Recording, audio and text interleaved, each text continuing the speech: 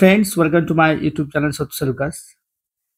Central government হঠাৎ করে appoint করেছে Pankaj Kumar Singh retired IPS as a interlocutor. কি জন্য?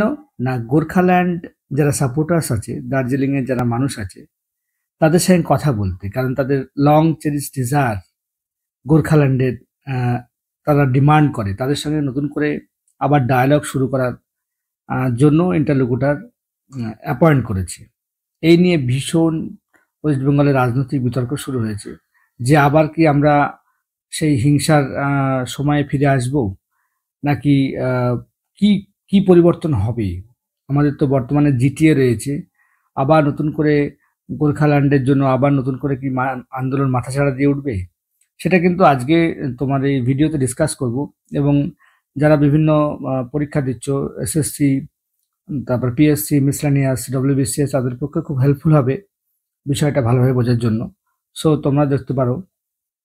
তো দেখো, তোমরা জানো যে গোর্খাল্যান্ড আন্দোলন কিন্তু অনেক পিছনের, আমাদের চলে যেতে হবে 1980-র দশকে। সেখানে কিন্তু ন্যাশনাল লিবারেশন ফ্রন্ট, জিএনএলএফ আন্দোলনটা তৈরি হয়েছিল। সুভাষ ঘিসিংয়ের এতে নেতৃত্ব দিত। যে দার্জিলিং এরিয়ায় যে সমস্ত নেপালি স্পিকিং, নেপালি ভাষা যে সমস্ত মানুষ বলে, তাদের নিয়ে একটি আলাদা স্টেট উইদিন এ স্টেট, পশ্চিমবঙ্গের মধ্যে আলাদা একটা স্টেট তারা ডিমান্ড করে। তার নাম হচ্ছে, তারা দিয়েছিল গোর্খাল্যান্ড। এবং এর ফলে পরবর্তীকালে কিছু স্বায়ত্তশাসন দেওয়া হয়। দার্জিলিং গোর্খা হিল কাউন্সিল তৈরি করা হয়, ডিজিএসসি তৈরি করা হয় 1988 সালে। কিন্তু হঠাৎ করে সেন্ট্রাল গভর্নমেন্ট আবার নতুন করে ইন্টারলোকুটার অ্যাপয়েন্ট করায় আমাদের যে রাজনৈতিক স্টেবিলিটি, আমাদের মুখ্যমন্ত্রী তার সেন্ট্রাল গভর্নমেন্টকে চিঠি লিখেছে যে আমাদের তো অলরেডি জিটিএ চুক্তি ছিল, গোর্খাল্যান্ড টেরিটোরিয়াল অ্যাডমিনিস্ট্রেশন। সেই জিটিএর আন্ডারে সমস্ত এখানকার ডেভেলপমেন্টের কাজ হতো এবং এই এরিয়ায় পিস থেকে আরম্ভ করে এডুকেশনস, ইনফ্রাস্ট্রাকচার, সমস্ত কিছুই দেখাশোনা হচ্ছিল। হঠাৎ করে কি দরকার পড়লো আবার নতুন করে সেই পুরনো তাদের সেই আন্দোলন, তাদের সেই আন্দোলনকে আবার হাওয়া দেওয়ার কি প্রয়োজন মনে পড়লো যে ইন্টারলোকুটার অ্যাপয়েন্ট করতে হলো। সেই নিয়ে তিনি চিঠিও লিখেছেন।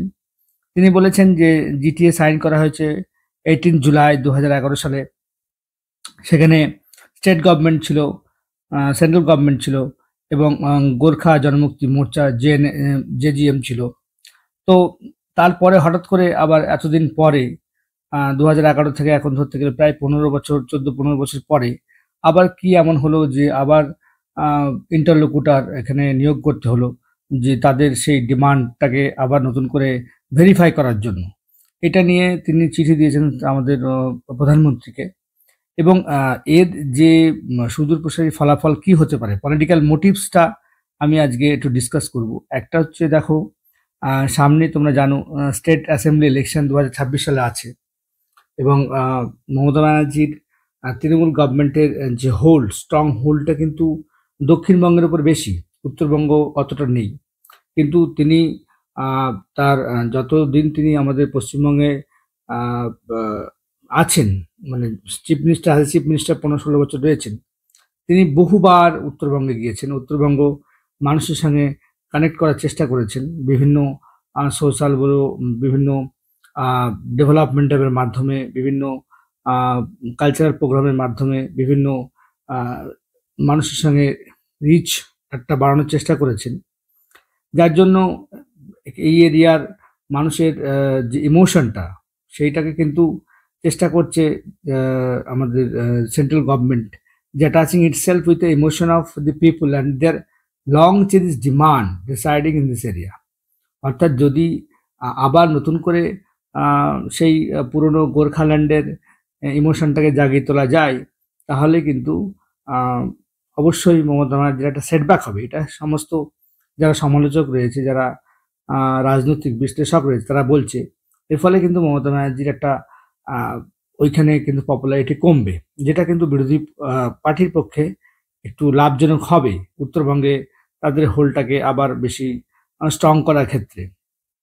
এটাই ব্যাপার। এবার দেখা যাক কিভাবে কথাবার্তা এগোয় এবং কিভাবে আলোচনা হয়।